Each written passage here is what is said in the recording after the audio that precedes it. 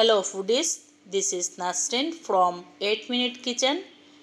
আজকে শেয়ার করছি ময়মনসিংহের ঐতিহ্যবাহী চ্যাপা শুটকির ভর্তা। আশা করছি আপনাদের ভালো লাগবে। আর এই ভর্তাটা সবার কম বেশি পছন্দ। আশা করছি আমার এই রেসিপিটি সবাই দেখে ভর্তাটা তৈরি করে খেতে পারবেন। তো ভর্তাটা তৈরি করতে এখানে আমি বেশ কিছু পেঁয়াজ রসুন একটু ফালি করে ভেজে নিচ্ছি। আর চেষ্টা করবেন ভর্তাটা বানানোর জন্য দেশি রসুনটা ব্যবহার করতে, তাহলে স্মেলটা খুব ভালো আসে। আমার কাছে ভর্তা রান্না করতে গেলে বা বানাতে গেলে দেশি রসুনটাই সবার প্রথমে পছন্দ থাকে। তো দেখতেই পেয়েছেন পেঁয়াজ রসুনগুলো ভেজে নিয়েছি, এবার নামিয়ে নিব। আর এই ভর্তাটা তৈরি করতে হয় কাঁচামরিচ দিয়ে। তো এটা কিন্তু আবার চাইলে শুকনো মরিচও অ্যাড করে বানানো যায়, অর্থাৎ অর্ধেক শুকনো মরিচ অর্ধেক কাঁচামরিচ। তো কাঁচামরিচগুলো আমি ভেজে নিচ্ছি, দেখতেই পেয়েছেন। আর এখন এখানে 8টি চ্যাপা শুটকি আমি ভালো করে গরম পানি দিয়ে ধুয়ে পরিষ্কার করে নিয়ে মাথাগুলো ফেলে দিয়েছি। এই অবস্থায় শুটকিগুলোকে একটু ফ্রাই করে নিতে হবে ভালো করে, যাতে গন্ধটা চলে যায় আর খুব ভালো করে কুক হয়। তো একটু উল্টে পাল্টে ভেজে নেব। আর চ্যাপাগুলো ভাজা হয়ে গিয়েছে, এবারে আমি ভর্তাটা বানাতে চলে এসেছি। আর আমি আজকে ভর্তাটা বানাচ্ছি একটা বাটনার সাহায্যে। ময়মনসিংহের ঐতিহ্যবাহী ভর্তাটা কিন্তু ওরা হাতেই তৈরি করে, এই কাজটা কিন্তু ওরা হাতে সম্পূর্ণ করে নেয়। তো আমার হাতে একটু কাটা বিঁধলে আমার কাছে কষ্ট লাগে, সেজন্য আমি কিন্তু বাটনার সাহায্যে এই ভর্তাটা তৈরি করে নেই।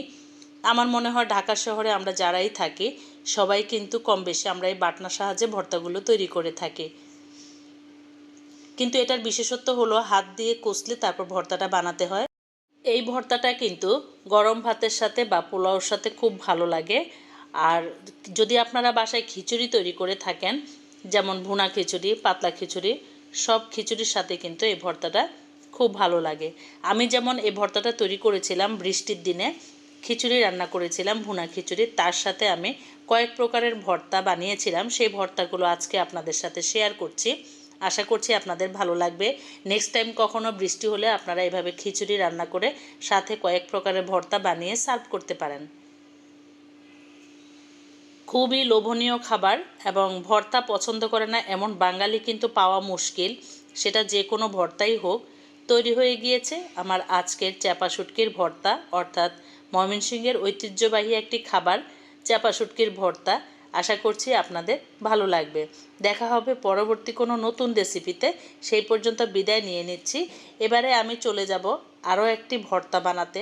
এবারে তৈরি করব হাতের কাছে থাকা একটি উপকরণ, যেটা হচ্ছে কালো জিরা। এই উপকরণটা কিন্তু সবার বাসায় সব সময় কম বেশি থাকে। হয়তো অনেক সময় শুটকি থাকে না, কিন্তু কালো জিরাটা এবং সরিষাটা সবার বাসায় থাকে। তো আজকে আমি কালো জিরা ভর্তাটা বানিয়ে নিচ্ছি। কিছু শুকনো মরিচ এখানে ফ্রাই করে নিচ্ছি, দেখতেই পাচ্ছেন।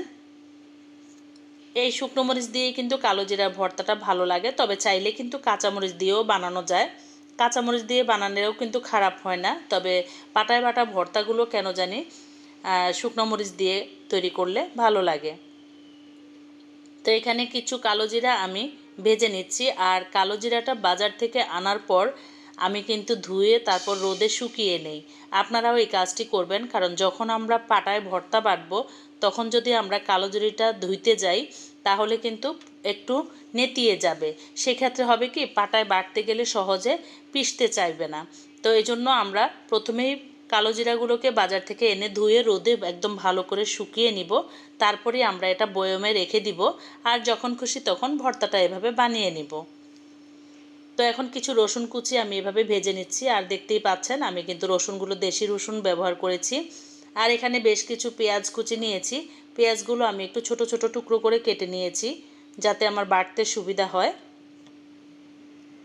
তো সব কিছু ভাজাভাজির কাজ শেষ। আর কালো জিরাটা কিন্তু খুব বেশি ভাজতে যাবেন না, তাহলে কিন্তু ভালো লাগে না। হালকা একটু ভেজে নিয়েছি, গ্রানটা বের হয়ে গেলে তারপরে আমি বাটতে চলে এসেছি। এবারে আর তেমন কোনো কঠিন কাজ নেই, এখন শুধু পাটায় বেটে নেবার পালা। এখন আমি কালো জিরাগুলোকে পাটায় বেটে নিয়েছি।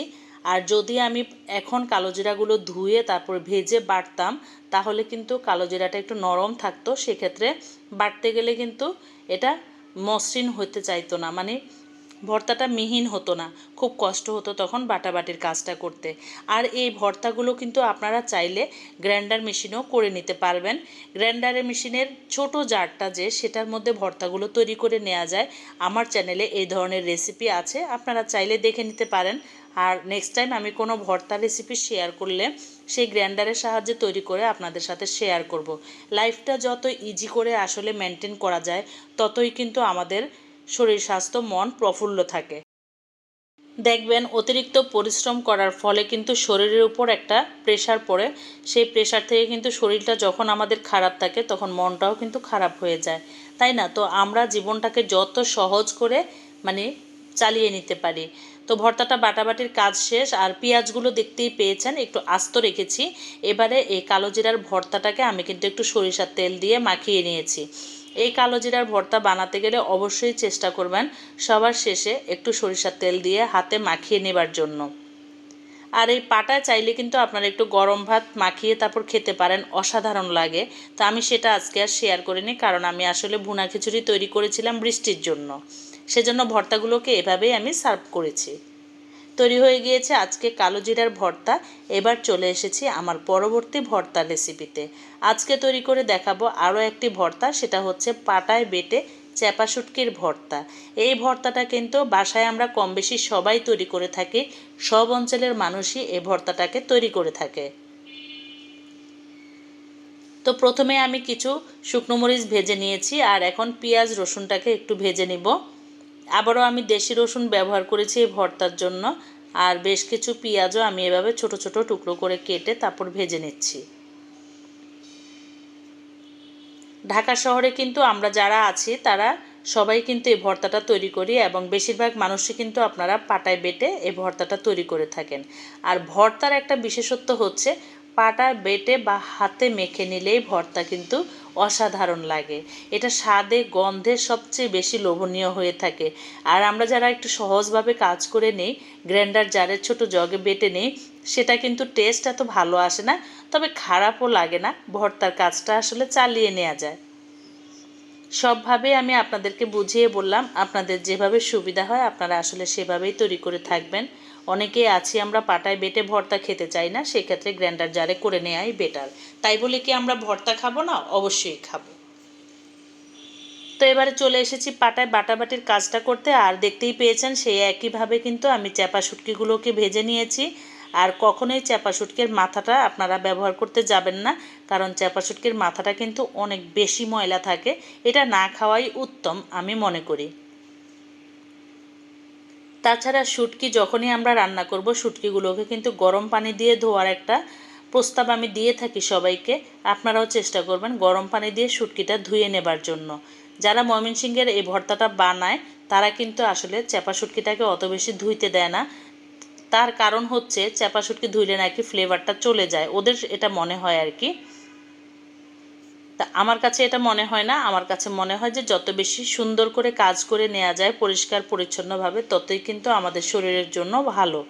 আর যে জিনিসটা দেখতে মানে সুন্দর এবং মন থেকে মেনে নেওয়া যায়, সেই জিনিসটা খেতেও কিন্তু সুন্দর, তাই না?